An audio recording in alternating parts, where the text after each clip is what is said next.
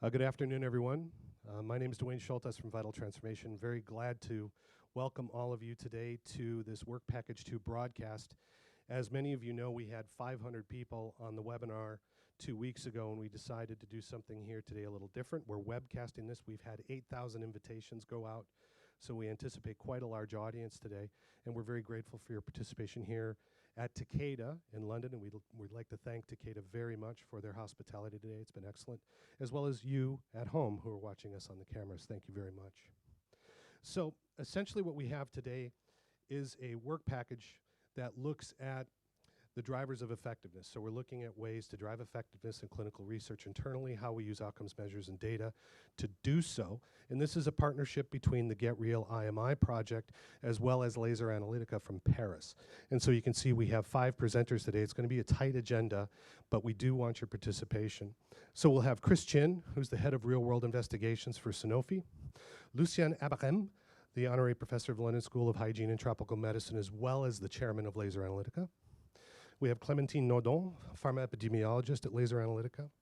Helene Karchner, vice president of RWE at Laser Analytica. And again, Billy Amzel, global vice president at Laser Analytica. So essentially, we want interaction with you in the audience, and this will be coming via 2 vehicles, 2 venues. We have a Twitter feed set up, IMI GetReal, hashtag. Please send in your questions. We'll be taking those questions. And we also have set up an email at getrealwebinar@gmail.com. So send those in, and we'll take your questions as we can through the course of the webinar. And with that, I'd like to introduce the project director, Chris Chin, who will be introducing the first session. Thank you, Chris. Thank you very much, Dwayne, and welcome everyone online and in the room. I'm going to give you a very brief introduction to GetReal project to put the following presentations and discussion into a little bit of context. GetReal is a consortium formed from the first IMI wave of projects. It's a public-private initiative, so that we have investment from the EU under the IMI and contribution in terms of manpower and intellectual property from a large number of pharmaceutical companies coming together. Altogether, there are 32 public and private partners.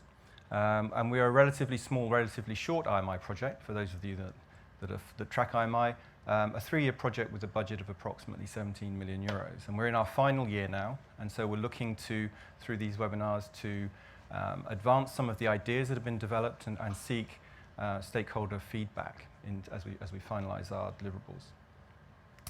The context of the GetReal project, the problem statement that we started with is that there is a perceived gap between the evidence that is achieved from randomized clinical trials for registration, the efficacy data, and the effectiveness of a medicine, which will emerge over time once it's in actual clinical practice. And the gap is at the time of launch, when we have the efficacy data and we don't yet have the effectiveness data. And failing to address that gap and understanding the reasons that gap may exist means that we may miss opportunities in drug development, and we leave uncertainty on the table for our HTA colleagues and other reimbursement agencies who are trying to make decisions at the time of launch with incomplete information. If we could truly understand what drives effectiveness in the real world differently from efficacy in trials, we could perhaps make different choices in drug development. We could develop evidence that helps assessments at the time of launch, and ultimately we could perhaps guide the way that drugs are initially used in a way that might better address unmet medical need. This sort of fits into a world where we're trying to sort of develop medicines and trying to achieve new objectives that we weren't necessarily 5-10 years ago. So we're seeking much earlier interaction and dialogue with our payer and HTA colleagues.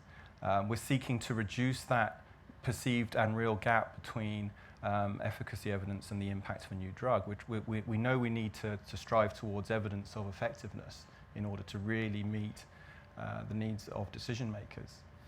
There's an increased focus on subgroups. There's an increased effort to improve adherence and to improve adherence and compliance and patients' experience of taking their medicine.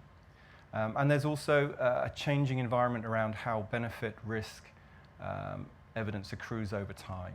So both a shift towards moving from sort of efficacy on the benefit side and pharmacovigilance on the risk to a new model where maybe the benefit is also coming from real-world benefit, real-world effectiveness. And that's leading to a lot of interest in new models of regulatory and HTA assessment over time and the way that evidence builds up. So thinking here more like adaptive pathways and the initiatives like that. So there are a lot of initiatives already happening. That's the context that we're working in. Specifically, the objectives of GetReal are to investigate how and when effectiveness research might be introduced into drug development before launch. We're looking to identify what are the possible analytical solutions, what are the possible changes to trial design that could be introduced in pharmaceutical development. And we're looking as an output to sort of help R&D decision makers and help drug assessment groups and decision makers understand when those techniques might best be applied and how to interpret them when they are applied. The decision-making framework that we're building towards will start with the question of what is the problem? What is the problem about effectiveness and efficacy in the disease area that we're developing a new medicine in? How can we understand that, and then what can we do about it? And the disease, the navigator, the framework tool that we're developing in GetReal will take people through a journey on understanding what are the drivers of effectiveness, and we'll hear more about that in this session. What are the possible designs that can use that insight and can address those drivers of effectiveness, so both analytical or clinical designs. And in a very structured way, take people through that using the structures such as PICO, the patient, the intervention, the comparator, the outcome measure.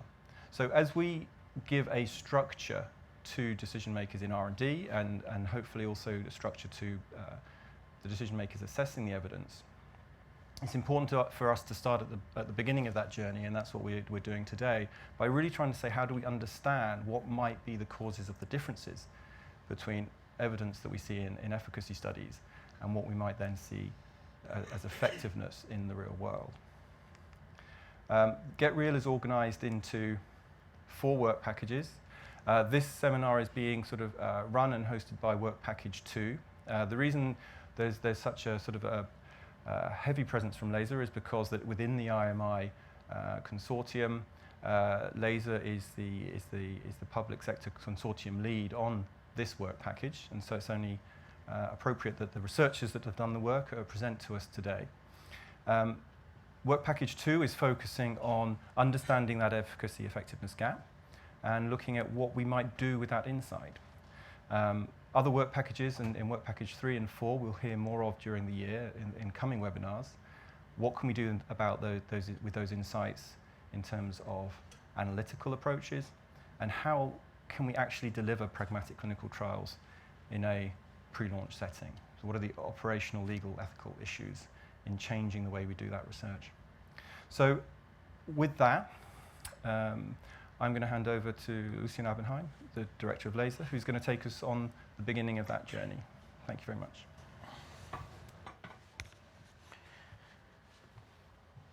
Oops. Thank you very much. I'm trying not to step on this computer here. Thank you very much, Chris. Thank you, everybody, for joining us for this webinar or seminar videocast. We had 2 years of extensive work with participants from more than 12 pharmaceutical companies, about 7 different groups in this work package, and we had the honor to chair it. And there will be another. This is a seminar about a workshop about the drivers of effectiveness. There will be another presentation later on by people from University of Utrecht and Manchester University at the end during the summer about the work that they have also been doing on pragmatic trials and the assessment of effectiveness in the real life. Today, what we wanted to do is to try and answer 5 different specific questions. One is, what are the drivers of effectiveness that should be considered, and also to introduce to those of you who haven't heard this term before, what is the concept of driver of effectiveness that we've been working with since we started this program. I will be answering to that question. And after that, Clémentine will try to address the issue, and we'll answer to the question, can you find the drivers of effectiveness that you're interested in the literature? And also, or can you identify those drivers of effectiveness in using observational data which are available before launch? And she will be also presenting methods that we have developed during these programs for such an identification. Ellen Karcher will try to answer the question, can you take these drivers of effectiveness into account when developing trials? And she will be coming with a solution which has been developed during this program at GetReal. And finally, Billy Hamzal will try to introduce the issue of how to predict or anticipate what will be the effect of these drivers of effectiveness in the real life. Very briefly, I will introduce here the concept of drivers of effectiveness. What's important to realize is that in order to develop innovative study designs, you need to have analytical tools to better assess the effectiveness of drugs. And for this, you need to better understand what is effectiveness. So we worked on this concept, not from a philosophical viewpoint or a regulatory viewpoint, but rather from a methodological viewpoint. As scientists, as researchers, what is effectiveness for that you want to measure, and what should you measure if you want to address the issue of effectiveness? For this, we have developed a conceptual framework to try and anticipate a potential efficacy effectiveness gap, and insist on the fact that when we talk about gap, we don't mean a negative gap. We don't believe that effectiveness is lower than efficacy. The gap can be in one direction or the other, and actually in the examples that we will be presenting, it happens several times that the effectiveness in the real life of a drug is better, that could be anticipated than what had been measured in the trials. The reverse is true also in other examples. And finally, we'll try to identify adequate solutions, and that will be the presentation of my other colleagues. We have decided to use as a scientific definition of effectiveness a definition that says that effectiveness is the impact of drug efficacy when all quote interactions are at play.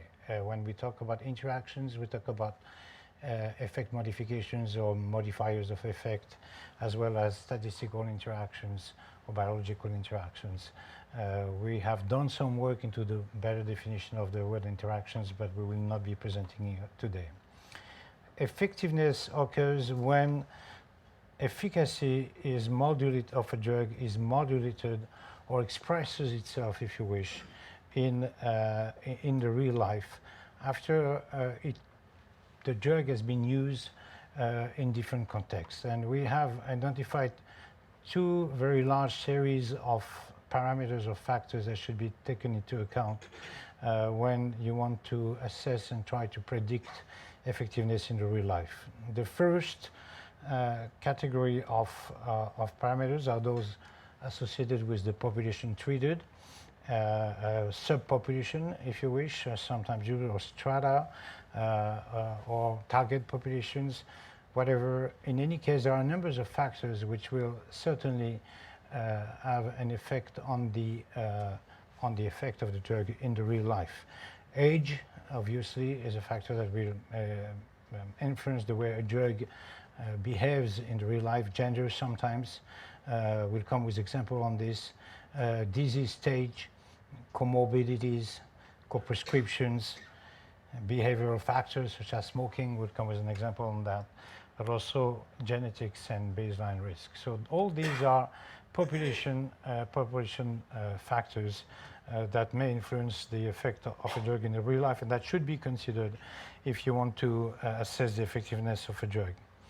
Another type of factors which are different, which are not associated with the patient himself or herself, but more in the use of the drug, the way the drug is used. That is the dose, the posology, obviously, the duration of the use, after which kind of other treatment the drug is used, and what is the past experience with the drug. All these actual use kind of factors will be another series of parameters that will influence the efficacy and result in an effectiveness. It's important to consider that the efficacy which is measured in a clinical trial is actually one of the different effectiveness that occur. It is the effectiveness that occurs in the population that has been selected for the trial and at the doses which have been tested, which are tested in the trial, and nothing else. It is not the ideal efficacy of drug. Is not sometimes not the best. Sometimes it is the best, but it's not always the best effect of the drug. It's the effect in one population, and one of the speakers has shown to us that trials very rarely represent all the different factors that you have to actually consider to be able to measure effectiveness in the real life, and sometimes it's only 3 to 5% only of the different combination of these factors which are actually measured in trials. Another consideration that we have spent time on is the fact that the population which are exposed to the drug and the type of use which is actually occurring in real life are both under the influence of the health system that the drug is being used in which the drug is used. The coverage, of course, of the drug or not, its reimbursement, the medical practices, the screening policies, the diagnostic practices, all this is very much local. So, and influences what populations are exposed and at what kind of use is really occurring. So one of the important questions that one may want to ask is what is universal? Is if the health system influences so much the way a drug is used, what is really universal in the effectiveness? Are we talking about something which is only purely local, or is there a way by which we could try and have a common approach to effectiveness in the world? The short answer is effectiveness for some drugs will be very much influenced by the local policy, because the way the drug will be covered will influence very largely the use by the different patients. A more scientific answer is the fact that even if effectiveness itself, the result of the interactions of different factors, is very much local, each factor in itself is likely to have an effect which is exactly the same wherever the drug is being used. Age is not supposed to change the effect of drug differently in the UK, in Germany, in France, or even in Africa. Gender, each of the comorbidities taken one by one are not likely to change the way drug is actually acting. And that means that the role of research is to try and measure how these different factors will influence the impact of the drug. And we'll have examples in a minute by Clémentine. What changes is how these factors are distributed from one country to another, and the magnitude of the impact will depend on this distribution. And we will show, and it is thus worth actually measuring how each of these factors will influence the effect that you measure during development, and to be able in the end to predict what will happen in the real life. And this is something that will be developed by first Ellen Kauscher with the presentation of the enrichment of trials during development, and by Billy Amzal about how to anticipate drug use. Thank you very much. I will now ask Clémentine Nordon to present the next questions. Thank you very much. So So yeah, so the concepts of drivers of effectiveness has been introduced, and I will now explain the different methods that were used to identify those. I'm talking also on the behalf of Sanofi team and other teams that worked in Work Package 2, and to answer the question, can we identify drivers of effectiveness using literature review? The answer is yes, and I will give you examples and also to identify them through the use of patient-level data. So the three approaches were used in different scenarios that we used as case studies. We used literature-based approach, expertise-based approach, and database approach. Both of them have strengths and limitations. For instance, when you want to use a literature review to identify drivers of effectiveness, you may use different approaches within the same patterns of systematic literature review. You may, for instance, in the Hodgkin's lymphoma, which is the first column, the team used a very strong systematic literature review approach to identify all the trials and all the studies that reported a difference in patients' characteristics between RCTs and observational trials. They also identified studies that reported a gap and reported some patient characteristics that were accounted for this gap. So this was a very strong method because it was systematic, and they used a method which allowed them to actually identify, for instance, that older age is a factor that drives, well, age is a factor that drives effectiveness, and because in trials, patients older than 65, 70-year-old are excluded, this may lead to an efficacy effectiveness gap. So this was important findings because it was not only out of the blue, it was based on literature. Another factor was lifetime occurrence severity of disease. In oncology, we call it the stage of the disease. They also evidenced that the most severe patients are often excluded from the trials, and this may account for a gap. Same for treatment toxicity. So this literature review and comorbidities, and this literature review actually identified 4 important drivers of effectiveness, and the next steps for this case study is data analysis. In the schizophrenia case study, where we will present you the actual results of data analysis, we also used, as a first step, focused literature review completed with an expert interview, which allowed us to identify numbers of patient characteristics or actual drug use characteristics. Another example was an example used by colleagues who worked on diabetes, and we are not going to detail their results, but because they used another approach, which was actually to compare the RCTs to the observational studies, and again using a very robust systematic literature review approach. Unfortunately, because in RCTs we don't have many patient characteristics displayed as a result of the RCT, because the only thing you're interested in your RCT is to check that your baseline characteristics are equal between the groups. You don't really mind to describe your population.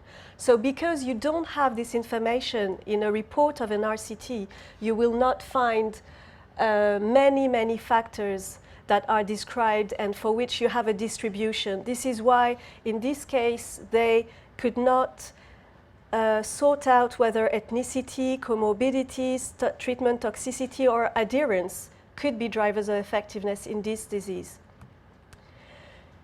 Moving on to the expert interview, so we wanted to have a clinical input. Literature review is fine, but it's limited to what some researchers somewhere were interested in. Whereas physicians taking care of patients, in this case we're talking about schizophrenia, seeing them every day, and with also a population approach, because they are also researchers, helped us to narrow our scope of drivers of effectiveness before testing them into data analysis. So this was very useful, but it was unspecific. For instance, all the experts told us cannabis use will modify the effect of your drug, which had a physiological rationale, physiopathological rationale for it, but it didn't show to be a real modifier of effect of the drug.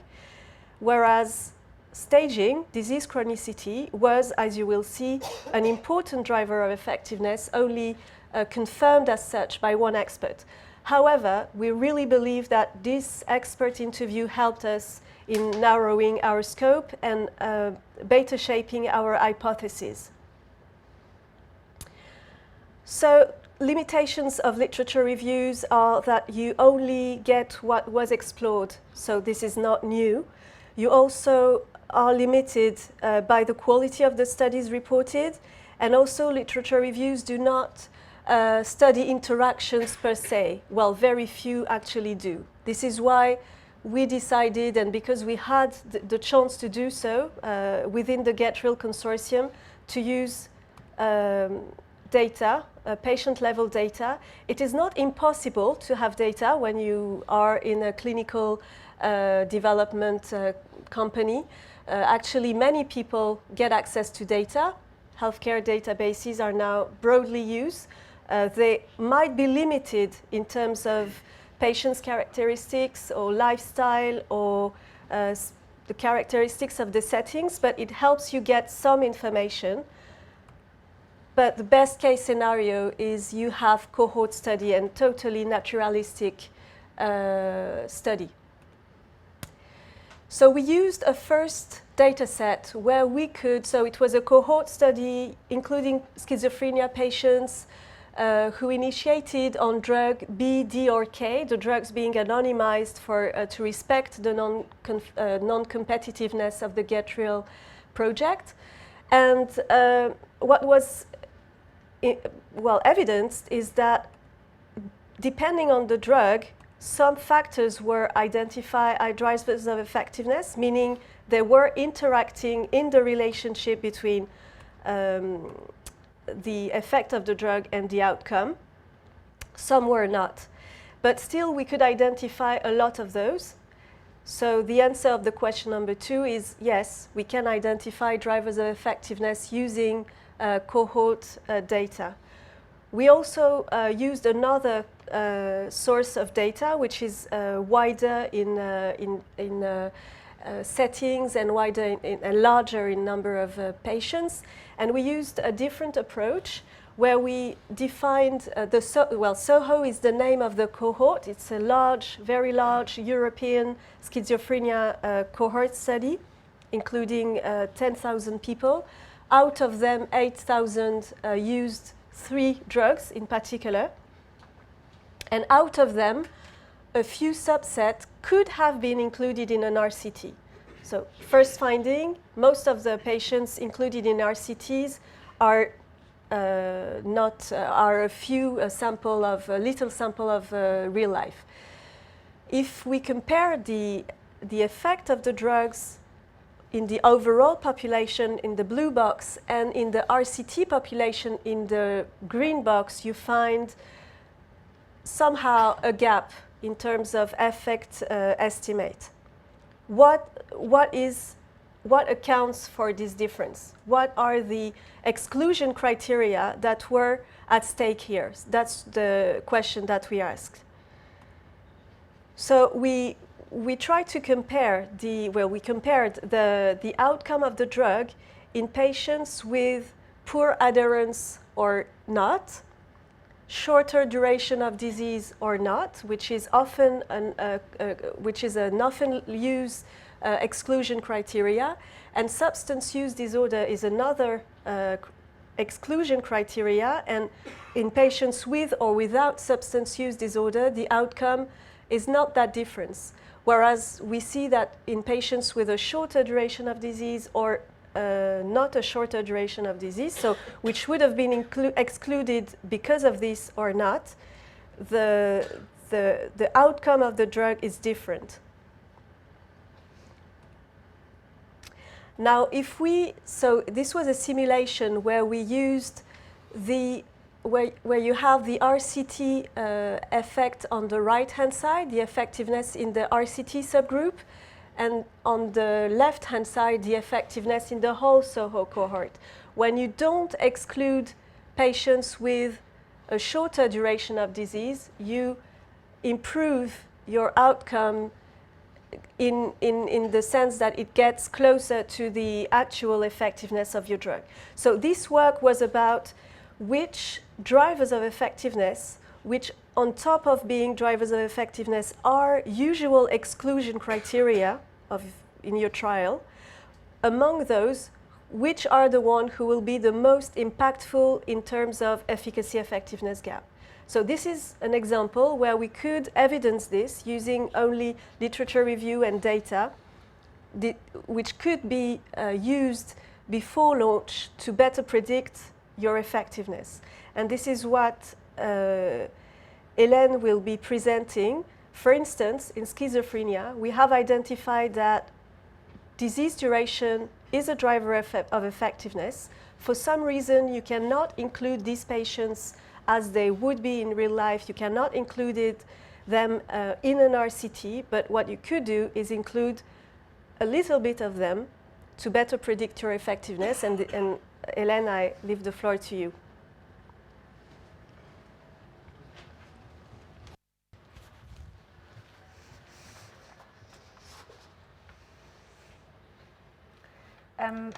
Hi everyone. So I'm going to now answer the question, how do we use these drivers of effectiveness to actually make the drug development process more efficient and making trials more general.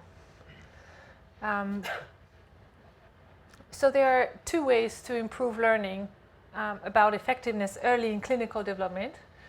So it's all about doing trials. So there are two things you can do. You can change your design, or you can modify the type of analysis you do. So even though effectiveness is very talked about, it's actually pragmatic trials are not implemented early and not as often as we think. So this is the result of a systematic review we conducted, and we found actually very many methodological papers saying it's good to do it and proposing to various ways to do it, including more heterogeneous population, etc. But this did not translate into very many phase 2-3 trials with pragmatic elements. We actually only found 18. And what was interesting as well is that only in these 18 trials that were actually more pragmatic than others, they tend to only have one or two features only that are pragmatic. So for example, you relax the assumption, you let people choose the dose, but everything else about the population is, for example, is very tightly controlled. So of course, people in clinical development do that for a reason, and there are hurdles that are well documented to incorporating effectiveness before authorization. The first one is the fear, and we're going to see that it's not always founded, of inconclusive effect sizes. So to think, okay, I'm going to, if I have a too heterogeneous population, it's going to make my trial fail, basically. The second one is to have to do bigger trials, which of course cost more money, and also are longer to read out. There are operational difficulties linked to recruiting certain populations and minimizing study visits, and an uncertainty on how the regulatory bodies are going to react. Oh, that's an interesting sign. So let's go to the first way to generalize trials through analysis and predictive modeling. So this is going to be a very short example because I assume you you know the basics of predicting modeling. So here, understood in a way, okay, we take the results of a clinical trial and we extrapolate what the effect could be in real life. So we also do it in a more refined, so often it's done in a very direct way of saying, okay, the age distribution or the population distribution is different. Let's adjust to that. But you can also do it in a dynamic fashion, taking into account the changes that occur over time, especially in chronic disease, is quite important to show. So this example was for asthma, and in asthma there is an interaction between adherence and treatment, and if you model this, then you get a better picture of what your effectiveness is going to look like in different settings. So now I'm going to go a little bit deeper into the example that Clementine presented before, that has to do with trial design. And the example is in schizophrenia. The objective of our study was to offer a very practical answer to how do I design my trial to make it more heterogeneous, but I also don't want to compromise on my sample size and on my effect readout. In order to address this question, we use a real-world data source, that is the SOHO data. That's a 10,000 patient study in schizophrenia, and identified an RCT in it, the population that would be eligible for an RCT, and then said, okay, what if we were to open this trial, open schizophrenia trials, phase 3 trial, to a more enriched population, possibly using the method of stratification. So what we do is take what you see in yellow, everyone from this SOHO cohort, and identify, applying eligibility criteria, who would be eligible for a phase 3 trial, and use that data to predict, as I've shown before, using predictive modeling, the real life effect.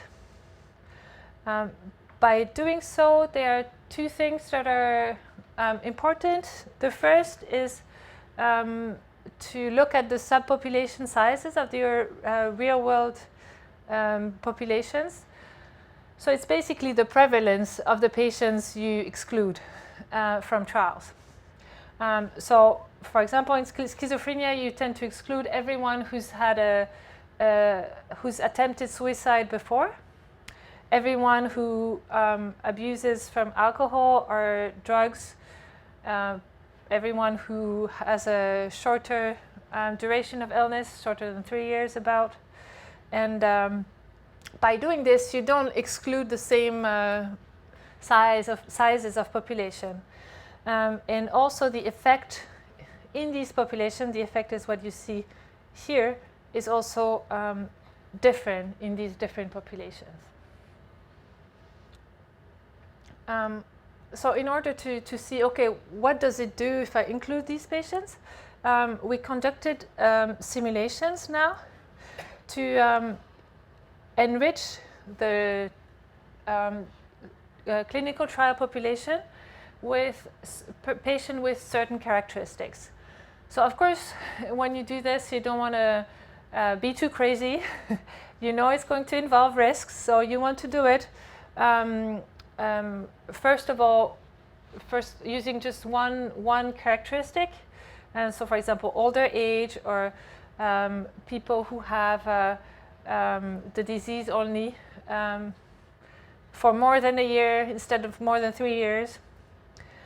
And then by doing modeling, you can then predict what your effect is in real life. So just using the predictive models. So when you do this, so this is the x-axis is the enrichment in terms of number of patients that you add back to your trial population. And when you have 0, of course, that's the standard phase 3 trial in which you apply your criteria very strictly.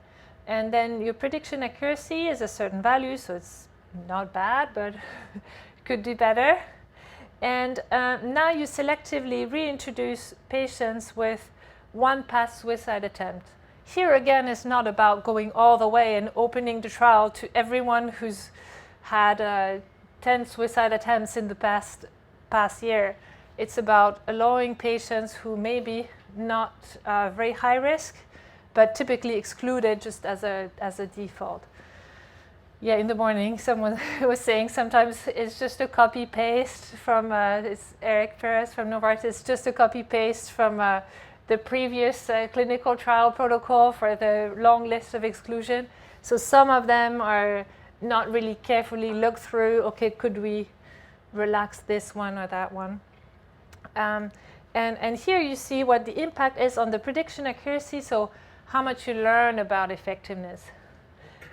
So if you can relax, for example, 2 different conditions, and you're going to see that with just adding back a few patients, you actually add a lot of knowledge about effectiveness, and also that you can compare characteristics with each other, and also see what they do in combinations. Finally, and that's the worry of every trialist, is my probability of success going to be really bad if I do this? So yes, I learn about effectiveness, so my market access colleagues are going to be happy, but what about my goals, my regulatory goals? And so in order to address that, we again calculated the probability of success for an RCT population and different types of enrichment. For the 2 most prevalent drugs in this disease, which were anonymized, and through simulation we see that because we've seen that actually effectiveness is better than efficacy for these patients with older age in private practice, you actually gain in terms of probability of success while keeping the sample size the same. So as a conclusion, we used an observational data source. So you can really do that with very many real-world data sources to guide the addition of patient heterogeneity in standard phase 3 trials. And the idea is to relax only a few selected exclusion criteria, but in a controlled way. It's not about opening your trial to everyone and seeing what happens. You're going to know what happens. We can calculate it. It's easy. You know how much you gain in terms of efficacy, and you can measure your probability of success.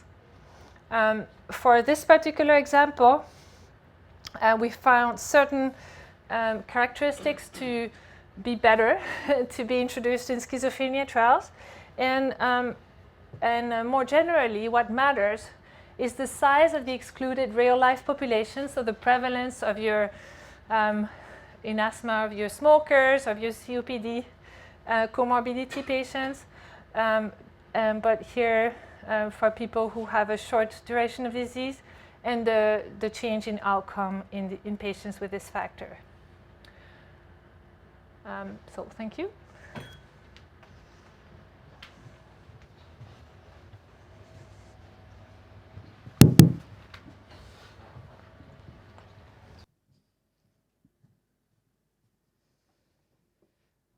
Thank you. So I will follow up with a bit broadening of the perspective towards, let's say, broader utilization of such bridging to effectiveness modeling tools in the context of clinical development.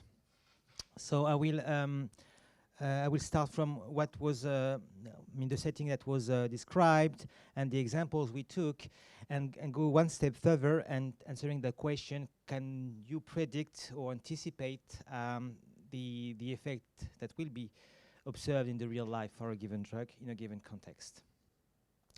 So for that, we need to have a broader, or more flexible view of bridging to effectiveness modeling tools that would be used in the context of clinical development. And here, in a schematic way, I try to represent what would be a predictive effectiveness model, integrating the effectiveness drivers in the heart of the model engine, and really describing the interactions of those drivers of effectiveness. First, with the disease evolution itself, so the pathology itself over time.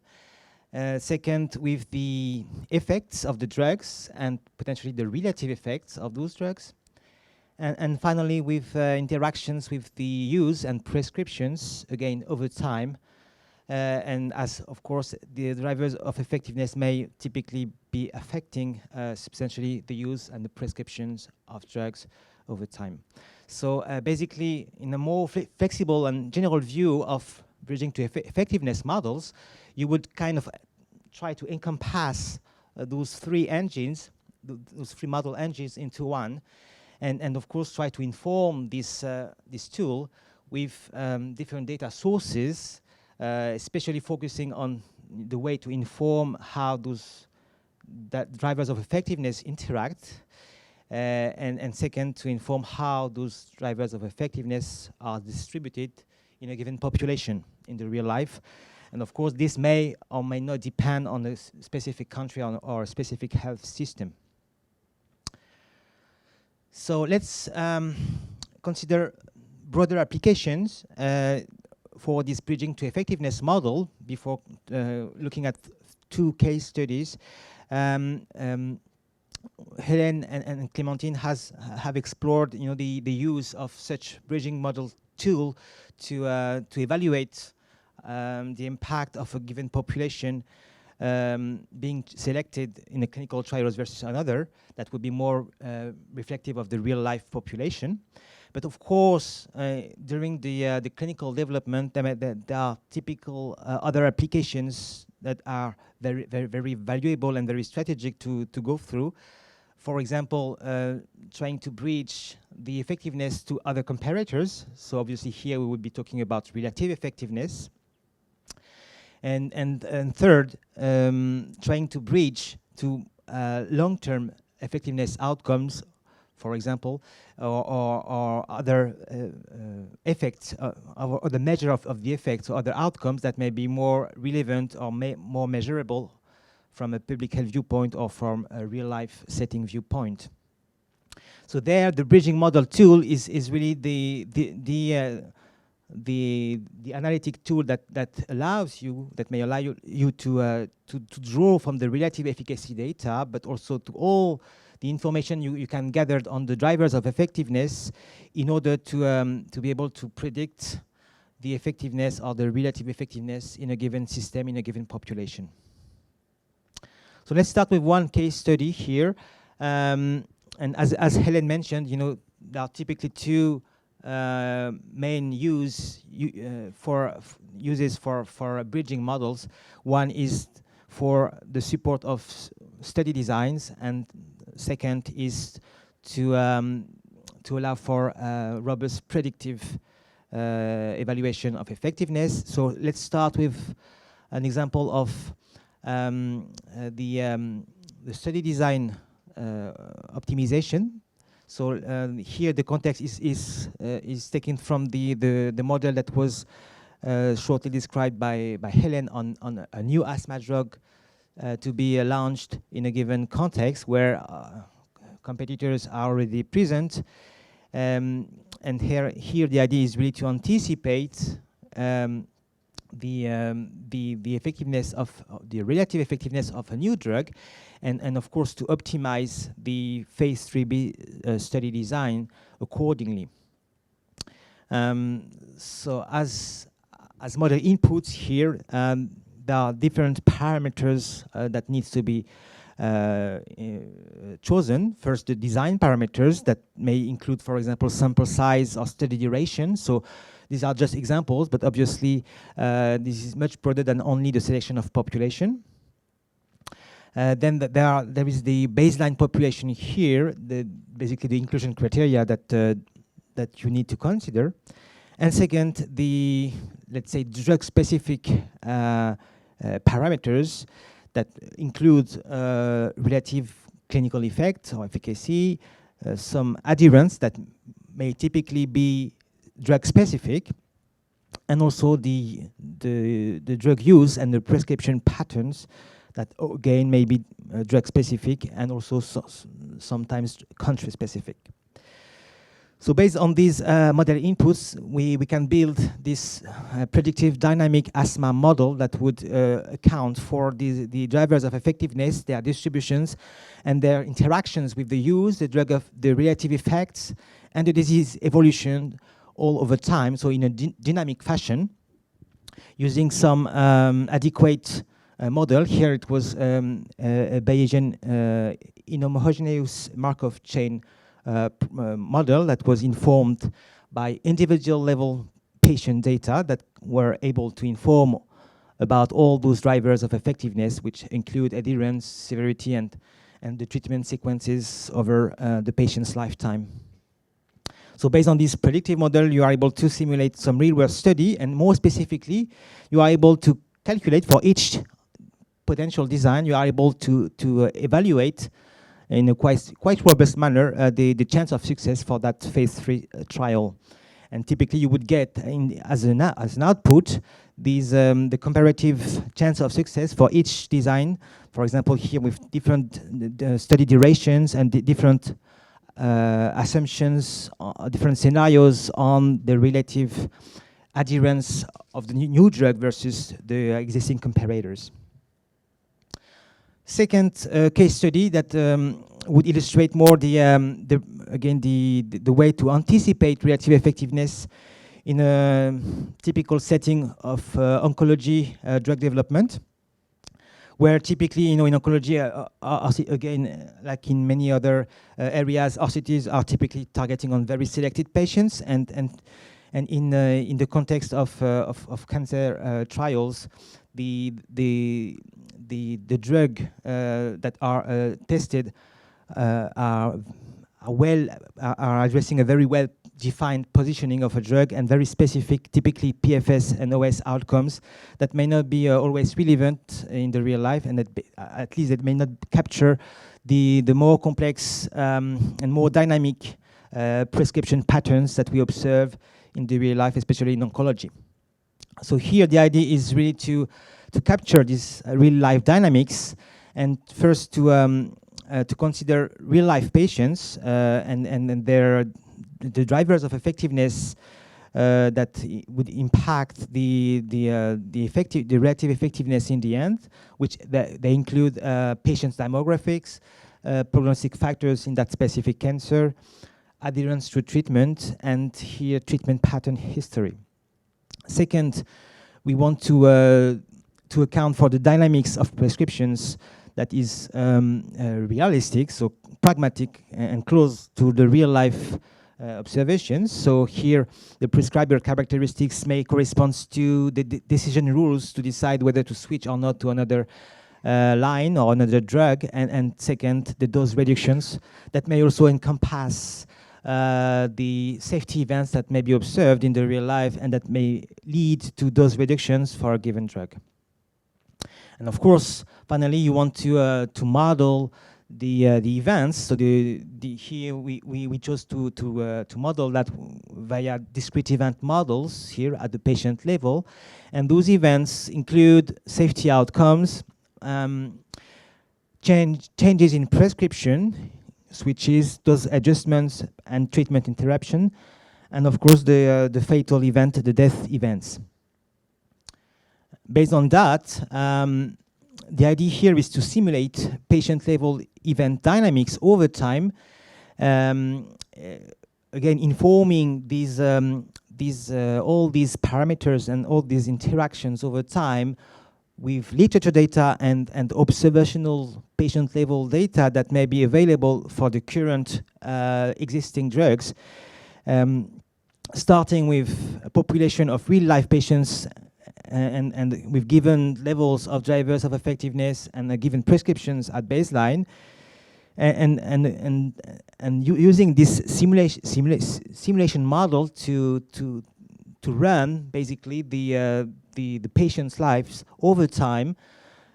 So starting with risk equations for this specific cancer, and describing the time to the first event, that may be, for example, a safety event, and there the dynamics allow you to update the drivers of effectiveness that may change for that specific patient, and update the risk equations accordingly as well.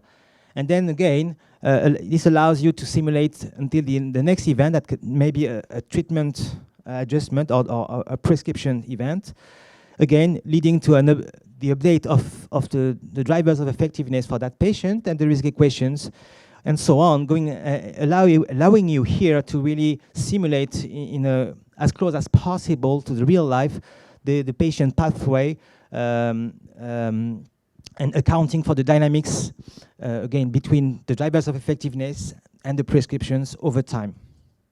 So let's conclude quickly and summarize a few take-home messages around that.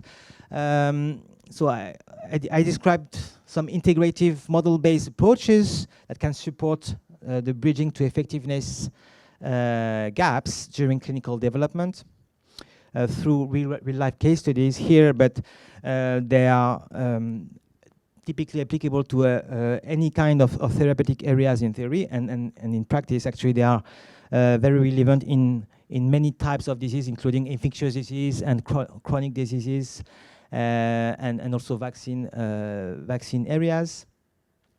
It requires typically very dedicated modeling tools, usually quite advanced, to reflect some levels of complexity that we observed in the real life.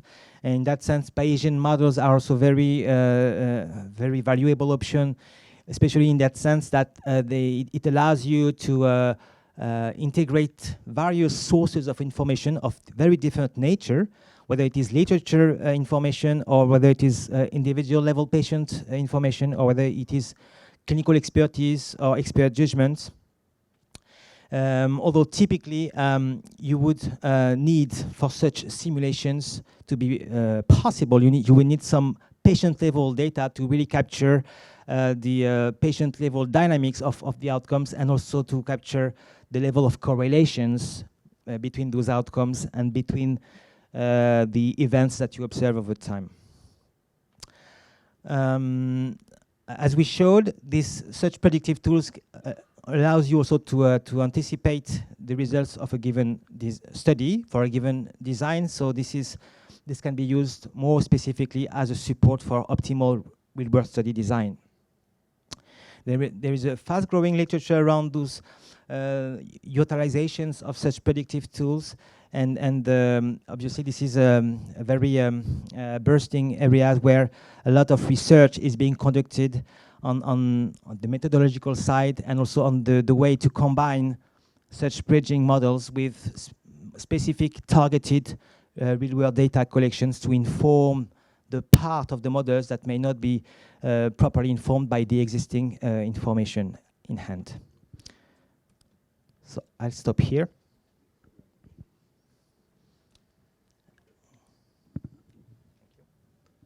Thank you very much. If we could have all the speakers take the stage.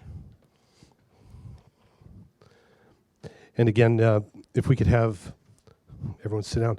Does anyone here have any questions that they'd like to ask first off to begin? Anyone have any questions? No questions? We're all comfortable? We know everything? That's great. Okay. So we have a seating situation here. Okay. So I have a question regarding the schizophrenia study and the selection of the suicide metric as a variable. there's been a lot of research being done at the University of Southern California, the School of Addiction Medicine, where they've looked at that people often self-medicate. So often people who have alcoholism or using non-prescription drugs are self-medicating due to depression, etc. What would be the process for you at Laser Analytica to go through and then determine which variable you would want? Would you model each of those then, checking those variables to see if that has an impact on the clinical study? And how would you then verify that you would pull that out or decide what you put in? Any of you can answer. So this is an important question, because we here presented different case studies, those from GetReal and those outside the GetReal project.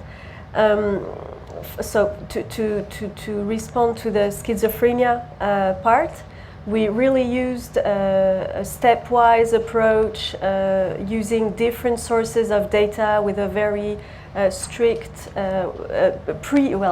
predefined step-by-step approach, because it was a methodological work. So we needed to really make sure that we did not have any random finding using data only. Mm-hmm. So this is a part of probably why we had this expert interview and literature review, etc. When you have more flexibility or more types of data, or for instance where Billy explained that in another example, you may combine different source of data into one model, then you wouldn't have this step-by-step approach. You would have a more integrative approach. But still, I think, and this is more Billy's area, because what we presented are different, literature review or experts interview are important to avoid data-driven results. But it's probably... Care to take a punt on that, Billy? Yeah. Oh, yeah, you got the mic, sorry. No, I agree, especially with respect to predictive effectiveness during clinical development. Obviously, there are pieces of information that may not be informed by your own data.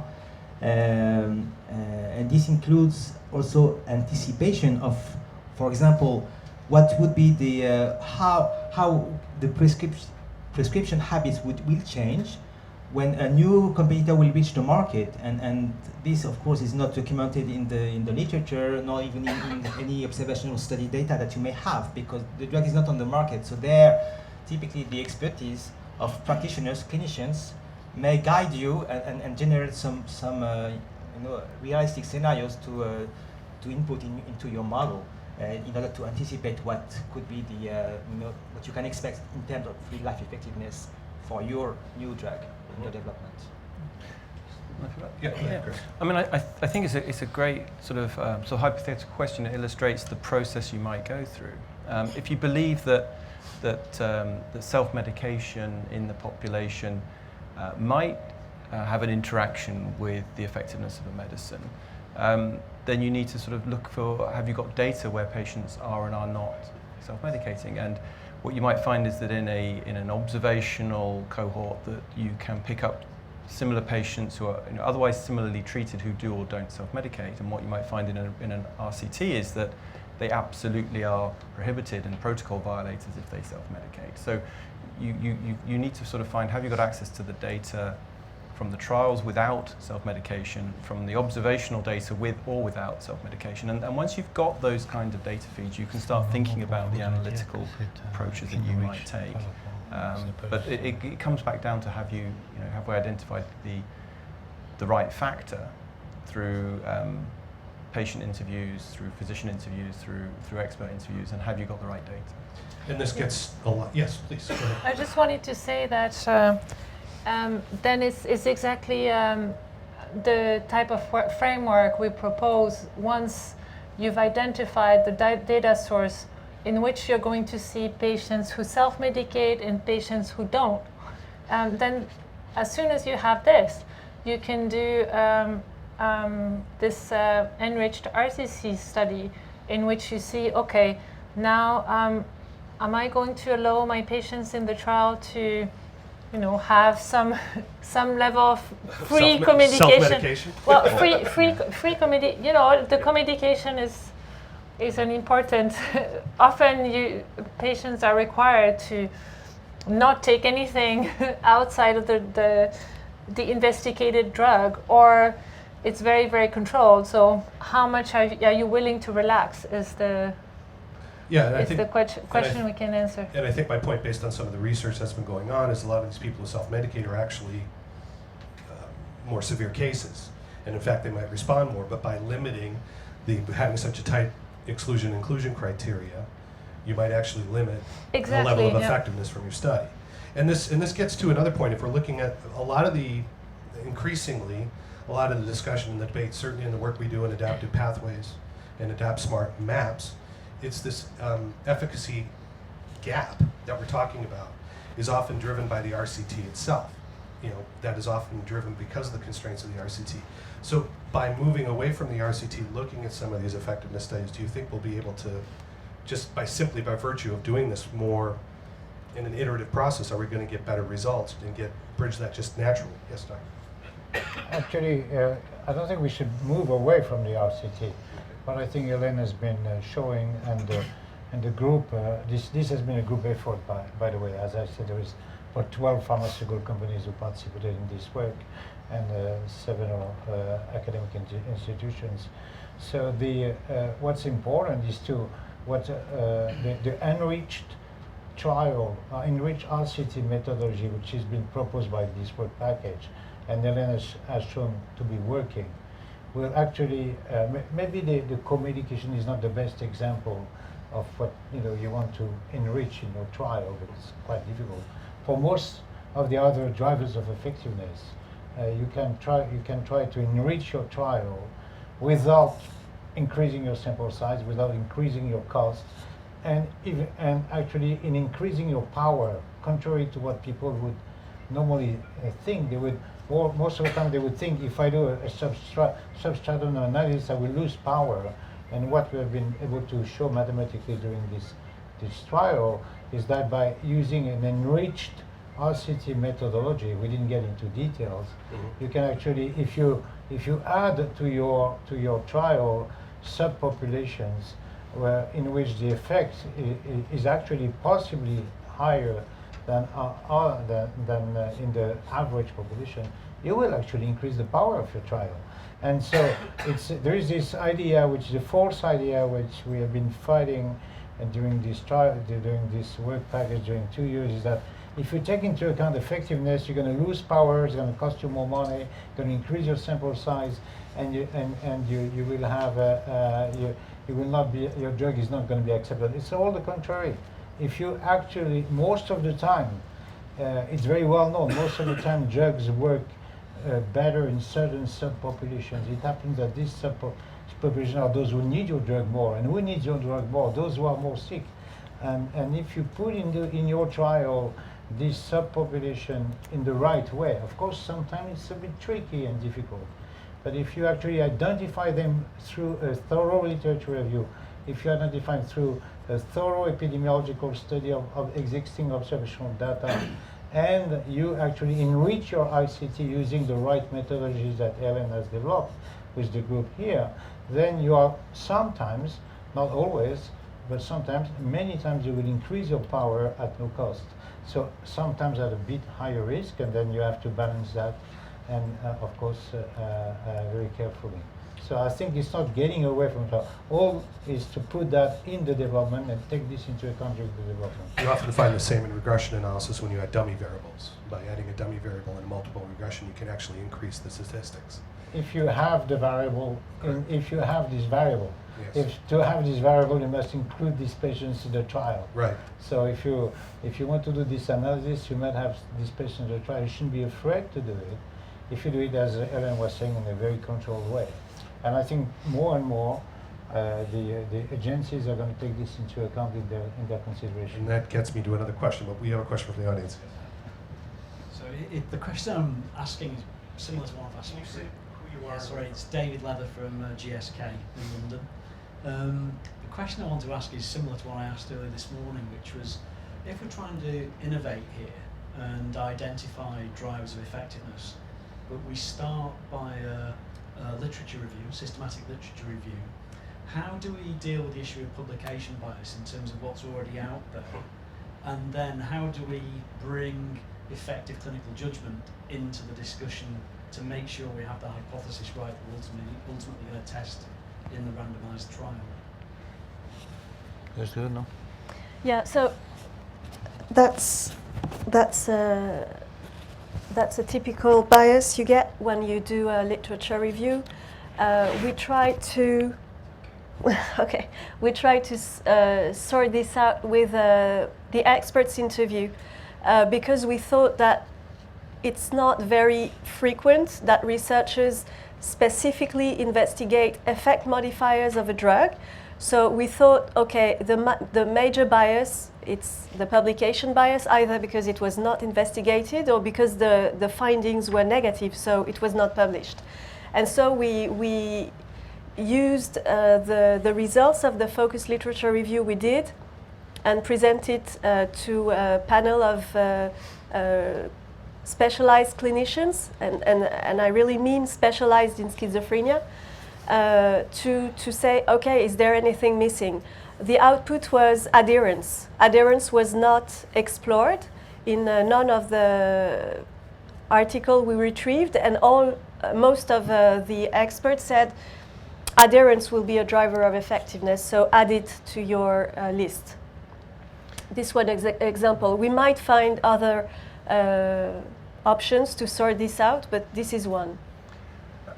Yeah, I think David, it's almost like having the benchmark, isn't it? So if you think that there may be a bias in what is examined and explored and published in the literature, you know, what else might there be that's missing? And I think the place I would start, as well as in parallel with starting the literature review, would be also to start with the understanding treatments and behaviours for patients and everyday prescribers through other research, market research, focus groups, you know, the patient-centred sort of research agenda, and sort of build up a kind of a list of what might be affecting treatments by talking to the patients and prescribers, just to find out, well, what do they do that's different? What do patients and prescribers do that we know we don't include in trials, or that we actually ban from happening in trials? And once you've got that long list, I think then you can sort of check the literature against that and see, well, what has been published on and what's just missing from the literature. And that then poses a kind of a bit of a dilemma, because if you think that something's interesting but there's no literature on it and it's hard to see how it might be in medical data, you've got to make a decision whether to do primary research with patients to truly understand their behaviour and the impact it might have on outcomes. And that can get quite expensive. If you're thinking about doing it early in development, when the pipeline is broad and the budgets are smaller per molecule, you know, you want to find very cost-effective ways of doing research. So, in a way, if I think talking to patients has got to be a first step. Deciding what new primary research you could do to supplement the literature is the next step. And I think what we can probably do collaboratively is to try and think of ways of, you know, what infrastructure do we need in order to do real-world research, including patient insights? What kind of infrastructure would benefit us as a life science sector, so that one company at a time doesn't have to put all of the cost and burden of research into a disease area, you know, just when it doesn't necessarily have the research budgets to do that. Any more questions from the audience? Anyone else? Yes. Please state your name and where you're from. Alison Morgan, Chimerics. Can anyone comment on the delay to a phase 3 clinical trial while you're gathering all of this lovely information? I mean, I It's think very easy. Same as a regular RCT. I think it's a trade-off. If your approach was to think of I'm just going to run a bigger trial and it's going to take longer to collect, you know, more patients, then yes, it's either going to add cost to do the same speed, or it's going to take longer to collect more patients. But I think this is where the other approach, you know, we need to think of this in the context, as I sort of alluded to in the introduction, of things like adaptive pathways, where in fact at the same time you might be focusing on a more severe population in order to try and accelerate that trial program. To get a drug through the regulatory and HTA systems more quickly in one population, while you continue to do the research on a slightly sort of less severe population. So I think there are things that can easily be done to mitigate the effects of different trial designs. And actually doing an analysis in a real-world data source is pretty quick. So in the study actually we did with Eric Paris, the incentive that Novartis had was actually to speed up recruitment in their phase 3, because in asthma you have so much competition for patients. If you're able to include patients that are a little bit different, these are not going to be tapped into by competitors and you're going to be able to recruit faster. So then, it's actually launching your product a little bit faster. I think it's also, it's probably, we can do a little bit of a plug for the work package 3, being led by Iris Gertz from Lilly. There are a lot of issues around trying to move from a traditional RCT for registration through to a more pragmatic type of design. And by pragmatic, we could mean simply something as simple as relaxing the inclusion criteria, exclusion criteria. And so there's a whole work package which will be publishing through the year and has its own webinar later this year, which tries to tackle systematically what are the operational impacts of trying to do these new designs. Because you're right, this one we may find that yes, we can absorb a slightly different patient population without loss of efficiency in delivering the study. Other designs might have significant operational challenges. And what we want to do with Work Package 3 is to sort of lay out, here are the things that can most easily be absorbed into a development program pre-launch, and here are things which probably are indicating to you that you should be waiting until post-launch. However, you're going into the initial assessment with a much better idea of the post-launch research that you want to do, a much more informed idea about the post-launch research. And I think we can avoid that kind of panic when we're trying to sort of develop a phase 4 program. We should have had this mapped out a year or two before we even go to the regulatory authorities. Another question here? No? Yes, question.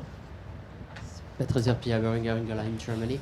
I'm just wondering, because you were talking about indeed using real-world data sources that may exist in some countries, and most of the time the easiest accessible ones are in the US, for example, but the trials are conducted worldwide, and sometimes the US are just a small piece of the full population that will be included in the trials. So if you look at the drivers of effectiveness in one specific source in one country, Professor Benaim said that for some of these drivers there may be no impact of the countries and things like this, but for others maybe there are some impact that will influence maybe the design to the way you will optimize your trials. So how can you take this into account by saying, okay, you have identified drivers of effectiveness in one data source, then you will optimize your randomized clinical trial based on this, knowing that the trial will be done worldwide? Yeah, so I can start a reply. So indeed, there are some drivers of effectiveness that may, the distribution of them may depend on the country, and therefore, indeed, it may be relevant to capture these country differences using different the relevant observational data coming from those countries. But this being said, you need to be careful in the difference between yes, the adherence has an effect on the effect. This is one parameter to inform, but a second one is how adherence is distributed for that specific country or that specific drug. And this, the way population characteristics or adherence or any drivers of effectiveness are distributed in a given population, this may be informed by a data source that is specific to that country. Then the impact of this driver of effectiveness, this impact of age or adherence on the effect, may be informed by another source of information that can be in another country. And again, here, you can use an observational study that is conducted in another country without much impact on your results. So you need to really focus the source of information versus your needs to inform your predictive model. Yes, and to answer to your question, where to find this data first. So there are two things. There is one thing which is universal, is how a factor will affect the effect itself. So age will change the effect of the drug in the same way anywhere. A certain dose of the drug will have the same effect everywhere on the effect of the drug on the drug itself. This is universal. What is not universal, as Billy just said, is at what age is the drug used in this country or that country. And another factor I'd like to add is the baseline risk of the disease. The risk of myocardial infarction in France is, I think, 4 times lower than in certain northern countries. So, for instance, so that is going to be a very huge difference for a public health decision maker, because if you decrease the risk of 20% in Finland, or if you decrease the risk of 20% in France, you will not have at all the same effect. So there will remain for a long time differences in the decisions to be taken by the local agencies. I think this will remain for a long time, and we have to agree with that. I mean, there are huge differences in Europe between the different countries in the baseline risk of the disease, and there will be and that will be remaining a local decision in many respects for a long time. However, we can develop programs globally to measure the effect of each of the drivers of effectiveness, because this is universal together. Any other? Yes, another question. Yeah, I just wanted to. Sorry. Name and Eric Paris with Novartis, and I just wanted to add to that. I think while it's true that the data sources in the U.S. they're for sure more easily accessible, and I think we have to be conscious of that, because there is that in and of itself creates a little bit of a bias, right? Because it's easy, right, to get to that data, right? But it's also not true that there aren't really good data sources outside of the U.S. as well. So depending upon the question that you're looking to answer, you can go out and you can find data in lots of places. Many times it's not so simple to access, but it's there, and I think that needs to be part of the conscious decision that you make in terms of what data that you use and what's the question, and is the data appropriate to the question. yes, but there's also an issue if you need 20 million data lines, and you need it in a week or two. That's hard to do in Europe. It's hard to do in Europe, but that's part of your trade-off. Yeah, that's yeah, time value of money. That's exactly right. So part of Work Package 2 has at its core, and we've touched on this a little bit, is developing the common data model. But there are the variances and the certain local needs that you need at the various health authorities. How are you going to balance that tension? How can you create a common data model and then roll it across 28 different health authorities? How's that process going to work? You want a decision maker? Well, I believe that first, I think Europe will do it when all the HMO in the US will do it. So so next week. That next week. So I believe more or less each of the countries in Europe are small or large HMOs. Some of them with their decision process, and I believe this unfortunately is going to stay for a while. So, however, it has been shown recently that UNETA, for instance, has been doing a tremendous job by proposing a list of criteria that should be taken into account, and you can actually develop a core HTA dossier, which is likely to be considered, maybe not giving the same weight to each element in the different countries, but at least all the parameters will be taken into account and looked at, and more we are going into this direction. Someone, I think Michele was saying from Italy this morning, that there is an organization for HTA. There is not an organization for pricing and reimbursement to provide some recommendation on that. I think a European at least, but UNETA is giving guidelines for HTA, as the name says. So the process is going to be long, but what we try to do in this work package is to show that the parameters can be measured and everywhere in the same way, that the science can be the same everywhere in the same way. Only the weighting that you will put into each of these parameters may change from country to country, and hopefully more and more be not so different. Another question from the audience. Anyone? Well, I've got about 20 here, so I'll keep cracking on, if that's okay. We go longer, that's fine. Chris, you opened up the box of phase 4, post-market.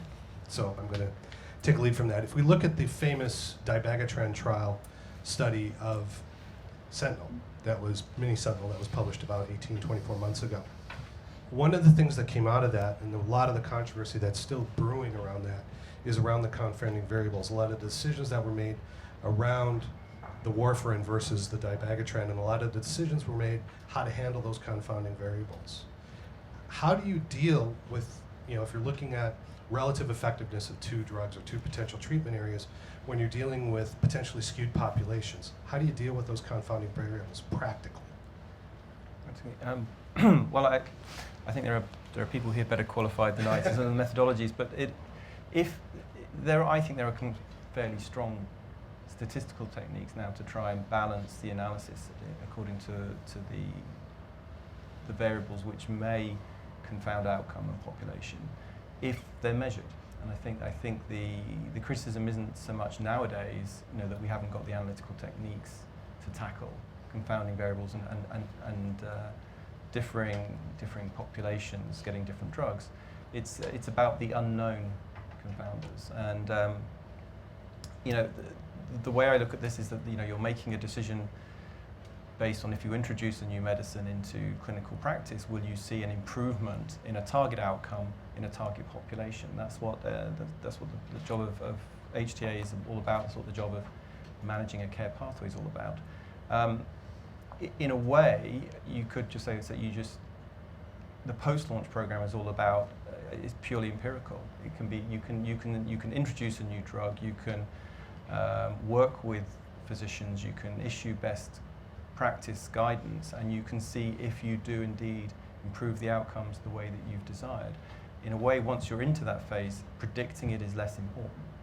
And when you're at the point of launch and you're still in the game of predicting, those hidden confounders they're just part of, they're there. They're going to affect outcome whether you know about them or not. And I think it's, my personal view is that simply by moving to the analysis taking into account the known variables will take you a long way towards understanding and being able to predict effectiveness.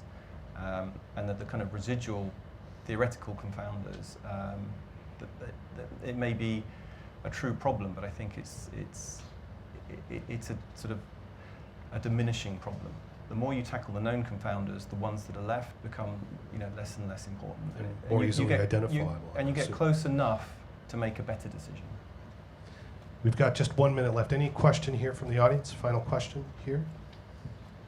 Okay. I've got one question here. I'm going to just go down the line and ask you. You're walking along, you find a magic lamp, polish the magic lamp, and you get one wish to help implement effectiveness studies across Europe. What would that wish be, Chris?